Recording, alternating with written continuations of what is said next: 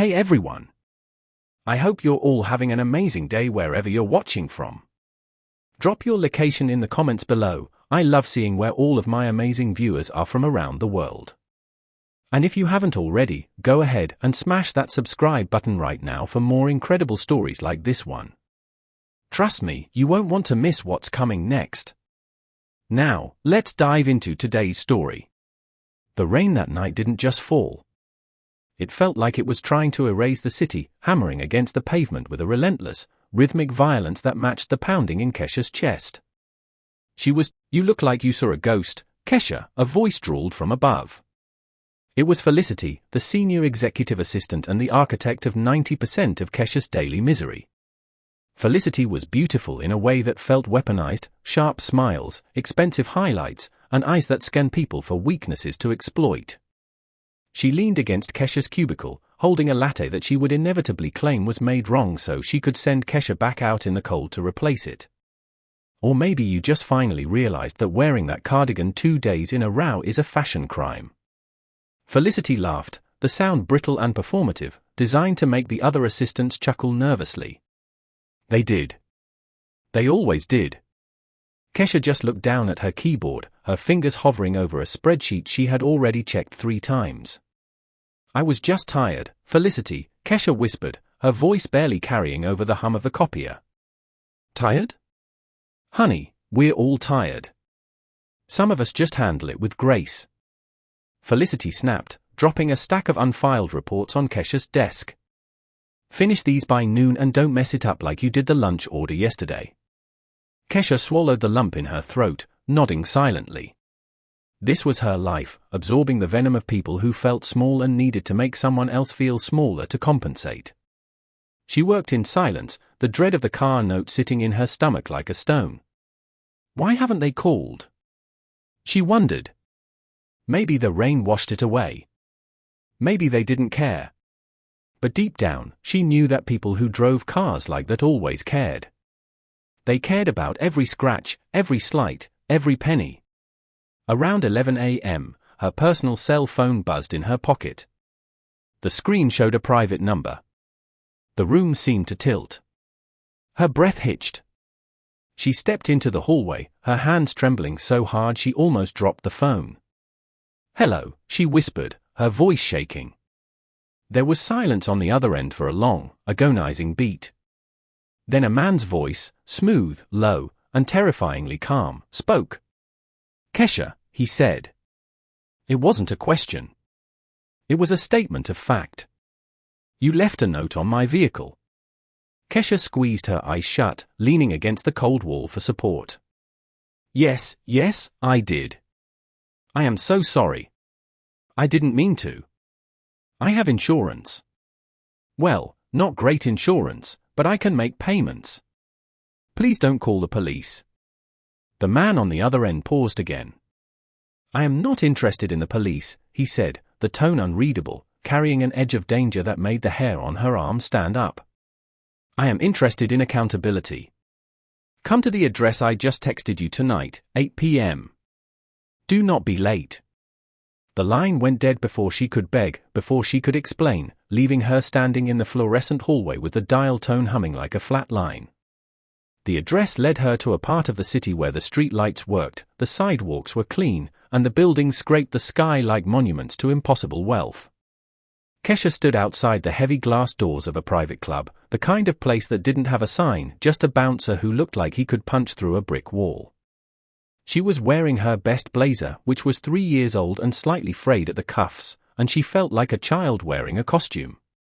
When she gave her name, the bouncer's stony expression shifted, a flicker of recognition, or perhaps surprise, and he opened the door without a word. Inside, the air smelled of expensive scotch, leather, and silence. It was dark, lit only by amber recessed lighting. She was led to a back room, a private lounge where a single man sat on a velvet sofa. He was Korean, perhaps in his early 30s, with a jawline that could cut glass and eyes that were darker than the rainstorm from the night before. This was Minho Kong. She didn't know the name yet. Didn't know he was the heir to a logistics empire that operated in the grey zones of international trade. Didn't know that rival CEOs whispered rumors about what he did to people who crossed him. She only saw a man who radiated absolute, terrifying power. He didn't stand up. He just watched her walk in, his gaze dissecting her, peeling back the layers of her anxiety to see the core of who she was. On the low table in front of him sat her note, dried and wrinkled, preserved like an artifact. "Sit," he commanded softly. Kesha sat on the edge of the opposing chair, her knees pressed together, her hands clutching her purse until her knuckles turned white. Sir, she stammered. "I brought $200. It's all I have until Friday." But he raised a hand and her voice died in her throat. He picked up the note. "In this city," Kong said, his voice quiet but filling the room, "people scratch my car and they run. They hit my property and they lie. They steal from me and they smile." He looked up, locking eyes with her. The intensity was unbearable. "Why did you leave this?" Kesha blinked, tears of fear stinging her eyes. Because it was my fault," she whispered. "And it wouldn't be right to leave you with the damage I caused." Kong studied her for a long moment, his face unreadable. He wasn't looking at the money. He was looking at her hands, rough from work, her cheap clothes, her terrified eyes. He had expected a hustle. He had expected someone hoping for mercy. Instead, he found a creature of pure, terrified conscience. "You work at 24/7 Global," he said. It wasn't a question. Kesha gasped. "How did you?" "I know everything I need to know." He cut her off. "You are a secretary. You are undervalued and you are afraid." He leaned forward, the predator closing the distance. "I don't want your money, Kesha." The next week at 24/7 Global Logistics began with a hurricane of rumors. There was talk of a buyout, of a hostile takeover, of foreign investors coming to clean house. The chaotic energy in the office was palpable. Managers were shredding documents and Felicity was applying fresh lipstick every 20 minutes, checking her reflection in her phone. "I heard the new director is terrifying," Felicity gossiped loudly, leaning over Kesha's desk. "They say he fired an entire board of directors in Seoul just by walking into the room and staring at them." "I bet he's single," she laughed, tossing her hair.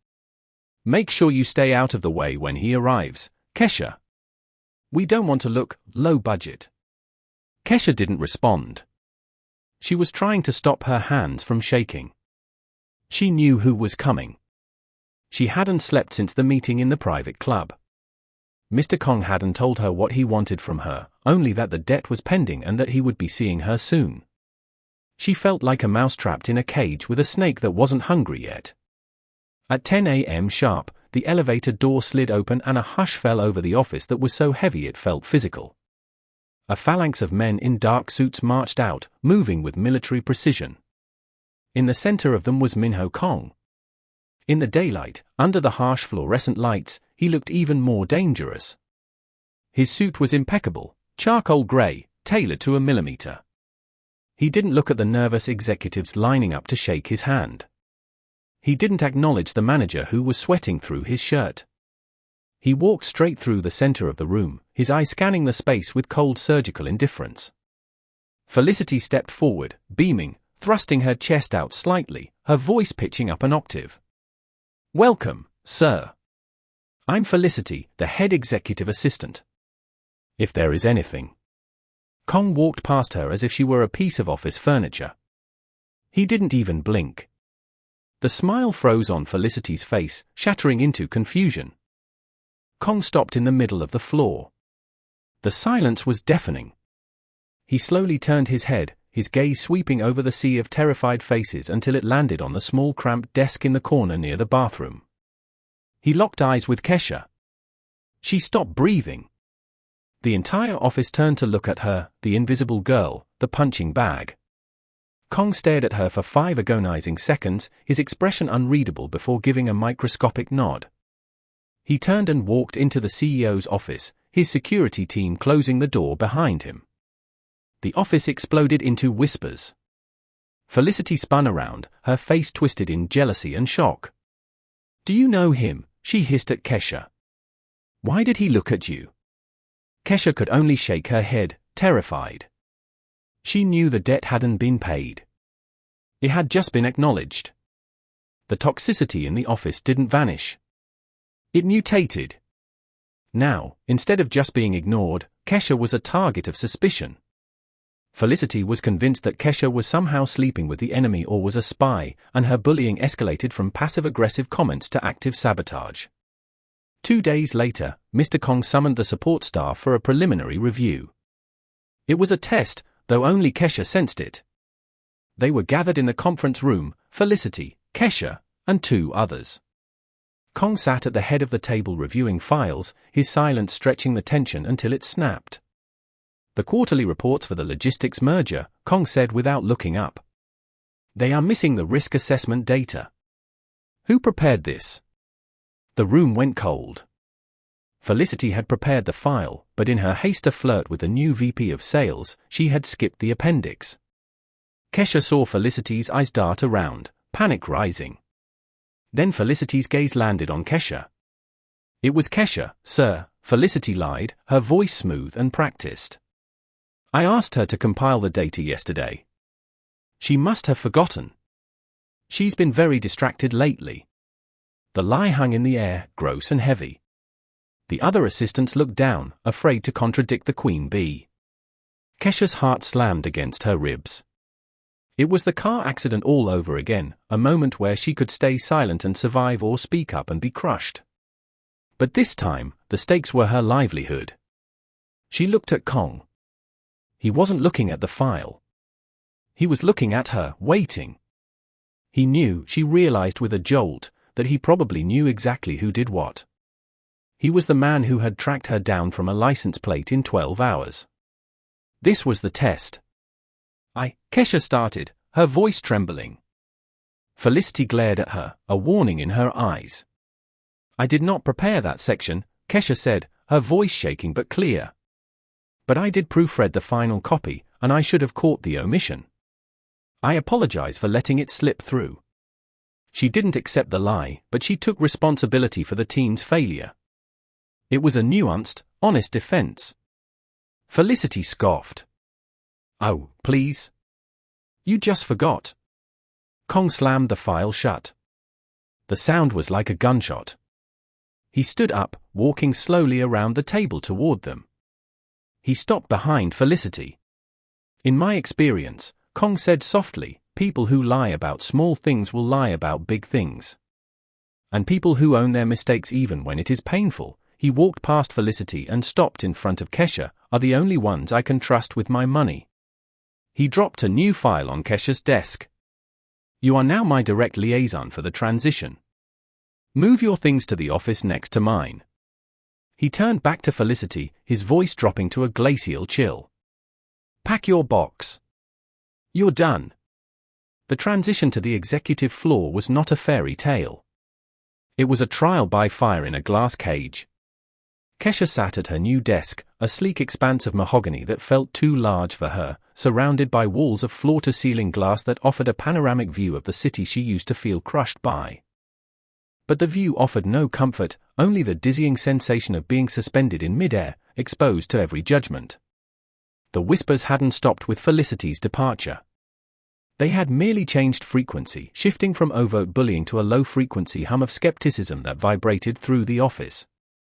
The charity case, they called her when they thought she couldn't hear, or the pet project. Every email she sent was scrutinized by department heads waiting for a typo. Every coffee she poured was watched for a spill.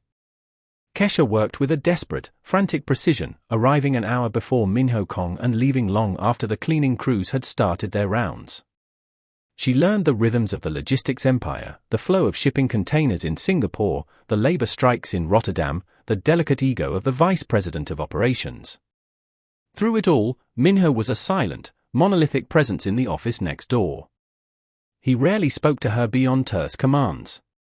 Yet she could feel his attention, a heavy, tangible weight that rested on her shoulders. He was testing her. She knew he was waiting to see if the integrity she showed in the rain was a fluke or a foundation. Then, 2 weeks into her new role, the sabotage struck. It didn't come with an explosion, but with a terrifying silence. It was late. The office was a blue-hued cavern of shadows, and Kesha was finalizing the confidential merger contracts for the Seoul expansion. She hit save on the encrypted server and the screen blinked black. A red text box appeared. Access denied. Files corrupted. User, Kesha W. Her stomach dropped through the floor. The files, worth billions, were gone. Panic, cold and sharp, flooded her veins. She typed frantically, trying to recover the backup, but the system was locked down, cementing the error under her digital signature. It looked like gross negligence at best, corporate espionage at worst. The door to Minho's office opened. He stood there silhouetted against the city lights, his face a mask of stone. He didn't yell. He didn't storm over. He simply walked to her desk, looked at the red screen, and then looked at her. The silence stretched for an eternity, thick enough to choke on. I didn't. Kesha's voice was a broken whisper.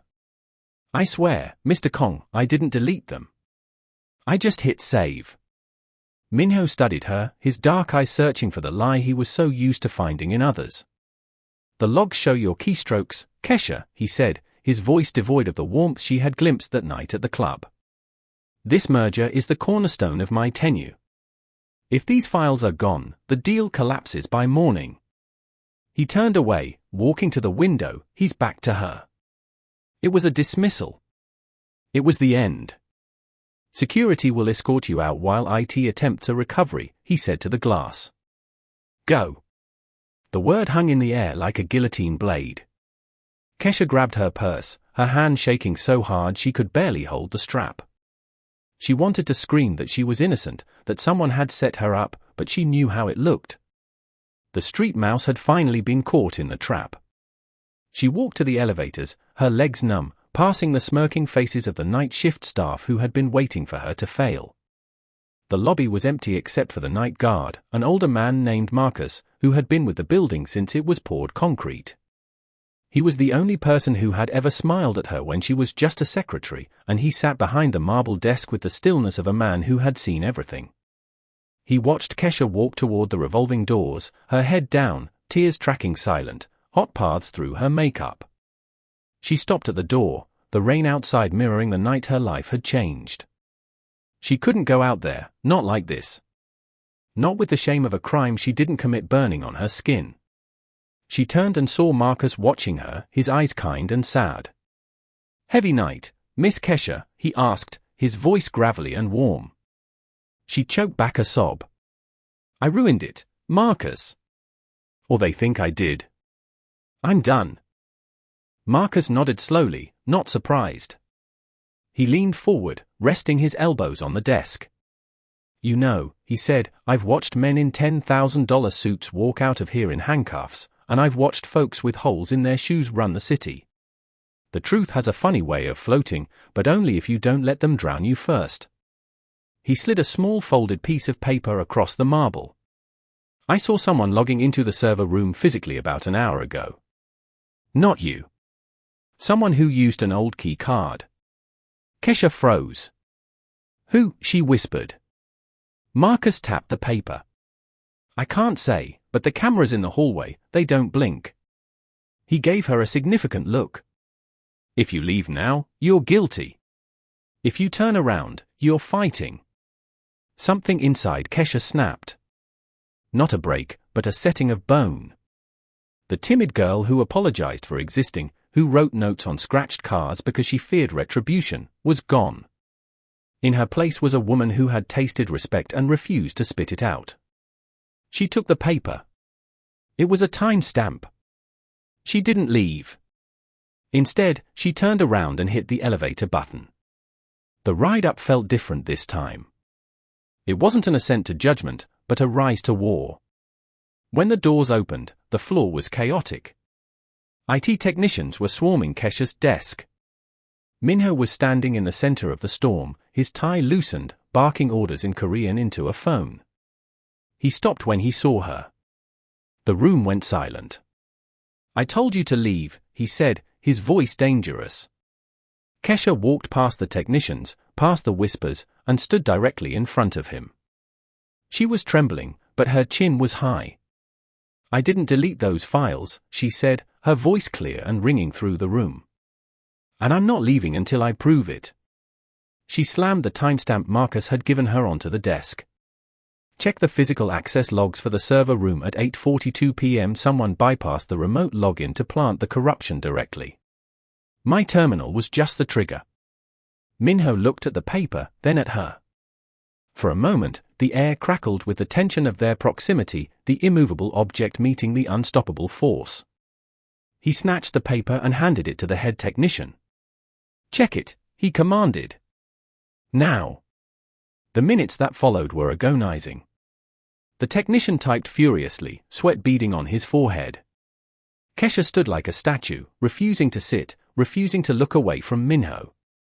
He watched her, and for the first time, she saw something behind his eyes, in not anger, but a desperate, guarded hope. He wanted her to be right. He needed her to be right. "Sir," the technician said, his voice shaking.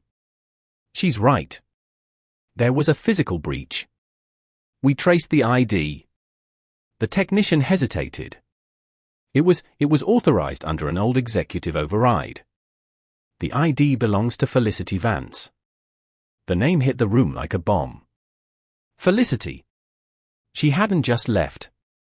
She had left a time bomb. She had used a duplicate keycard to frame Kesha and destroy the merger out of spite. Minho didn't speak. He closed his eyes for a second, a muscle in his jaw jumping. When he opened them, the ice was gone. He looked at Kesha, really looked at her, seeing the steel spine beneath the soft exterior. "Restore the backup from the physical drive," Minho ordered the team, his voice calm again. "And call legal. I want Felicity Vance buried." He turned to Kesha. "Walk with me." He led her not to his office, but to the private elevator that went to the roof. They rode in silence, the air thick with the adrenaline of the near miss. The roof was a windswept helipad. The city sprawled out beneath them like a grid of diamonds. The rain had stopped, leaving the air crisp and cold. Minho walked to the edge, looking out over his empire. Kesha stood a few feet behind him, shivering slightly in the wind. "My father built this company on fear," Minho said quietly, his back to her. "He taught me that trust is a weakness, that everyone will stab you if you turn your back. I have spent my life waiting for the knife." He turned to face her, the wind catching his dark hair. "When I saw your note on my car, I didn't believe it. I thought it was a trap, a ploy to get close to me. No one apologizes in this world, Kesha. No one takes responsibility unless they are forced." He took a step toward her, his gaze intense. "Tonight, I thought I was right. I thought you were just another lie." He reached into his jacket pocket and pulled out her old crumpled note, now laminated in a thin protective plastic. He held it up. "But you came back. You fought for your name. You are the only thing in this entire city that is real." Kesha felt the tears finally spill over, the tension leaving her body in a rush. "I couldn't let you think I was like them," she whispered. Minho stepped closer, close enough that she could smell the sandalwood and rain on him. "I don't," he said softly. "Kesha, tomorrow is the shareholder meeting. They will want blood for the scared knight. Stand next to me. Not as a secretary, as my partner in this." The shareholder meeting was a Shark Tank. 50 of the most powerful investors in Asia and America sat around a table that cost more than Kesha's childhood home. The air was hostile. News of the data breach had leaked and they were smelling weakness. Minho stood at the head of the table, Kesha at his right hand. She wore a new suit, sharp and tailored, purchased with her first real paycheck. She didn't look down. She looked them in the eye. A heavyset man with a cigar, Mr. Sterling, slammed his hand on the table. "This is incompetence, Kong. A breach of this magnitude during a merger? We hear it was your new assistant." He sneered the word, casting a dismissive look at Kesha. "We demand a restructuring. You are losing your grip." The murmurs of agreement were loud. Minho stayed silent, letting them vent, his face impassive. He waited until the room quieted, the tension stretching to a breaking point. Then he looked at Kesha. She stepped forward, connecting her tablet to the main screen. "Mr. Sterling," Kesha said, her voice steady, projecting to the back of the room. The breach was not incompetence. It was an attack, and it has been neutralized. On the giant screen behind her, the logs appeared, not the corrupted files, but the security footage of Felicity entering the server room, followed by a digital trail of the money transfer Felicity had accepted from Mr. Sterling's own shell company to perform the sabotage. The room gasped. Mr. Sterling turned a violent shade of purple. "This is preposterous," he sputtered. This is the truth," Kesha cut him off, her voice gaining strength, ringing with the authority of someone who had nothing to hide. "We recovered the files. The merger is secure. And we have identified the leak in this room." She looked directly at Sterling. "It isn't us." Minho stepped forward then, his presence overwhelming. "You tried to break my company by attacking the one person you thought was weak," Minho said, his voice low and lethal. "You made a miscalculation. You assumed she would fold. You assumed she had a price." He placed a hand on Kesha's shoulder, a public declaration of protection and equality. "Security is waiting for you, Sterling. Get out of my building." The silence that followed was absolute. Then one by one, the other shareholders nodded. Respect. Fear. Acknowledgement. Kesha breathed out, feeling her heart settle. She hadn't just survived. She had rewritten the rules. 3 months later, the rain was falling again, but it looked different from the passenger seat of the black specialized import. Minho was driving, which his security team hated, but he insisted. They pulled up to the curb of the old coffee shop where Kesha used to buy her cheap lunches. She looked at the window, seeing her old life like a distant memory. She turned to Minho. He was watching her, a small, genuine smile touching his lips, a rare expression reserved only for her. "Why here?" she asked. He reached into the glove compartment and pulled out a small box. Inside was a key. Not to a car, but to an office. "The director of operations needs a new office," he said. "One with a view." Kesha took the key, feeling the weight of it. "I scratched your car," she laughed softly, a sound of pure relief. "And now you're giving me an empire." Minho looked out at the rain, then back at her. "You didn't scratch a car, Kesha. You woke me up." He started the engine, the purr of the machine deep and powerful. "Let's go home." As they drove away, the rain washed over the city, not erasing it this time, but cleaning it, leaving everything shining and new under the streetlights. Thank you everyone for following me on this incredible journey. Let me know your thoughts in the comments and hit that subscribe button on your screen. See you on the next one.